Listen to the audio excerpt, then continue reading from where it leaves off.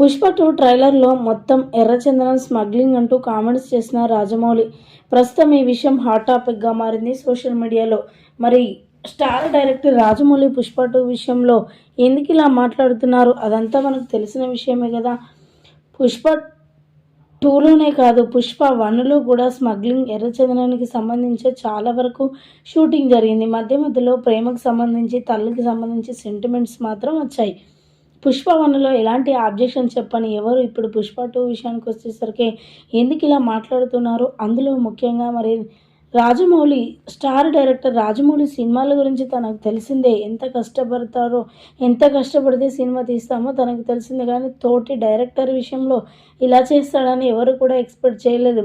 పుష్ప 2కి వచ్చేసరికి ఎర్రచందనం స్మగ్లింగ్ అని కనబడుతుంది, కానీ పుష్ప 1లో కనబడలేదా అంటూ కూడా అల్లు అర్జున్ ఫ్యాన్స్ అయితే సీరియస్ అవుతున్నట్లుగా వార్తలు వినిపిస్తున్నాయి.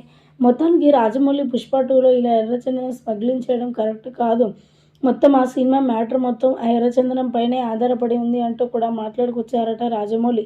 ఏదేమైనా పుష్ప 2 మరి మంచి సక్సెస్ని అందుకోవాలి. ఆ ట్రైలర్ అయితే చూశాను, మామూలుగా లేదు. ఆ ట్రైలర్ని చూస్తే గడగడ వణకాల్సిందే ప్రతి ఒక్కరు కూడా. నిజంగా పుష్ప 2 ట్రైలర్ ఇంత బాగుంటే సినిమా ఏ రేంజ్లో ఉంటుందో ఊహించుకోవాల్సిందే ఇక అంటూ సెన్సేషనల్ కామెంట్స్ చేసుకొచ్చారట స్టార్ డైరెక్టర్ రాజమౌళి.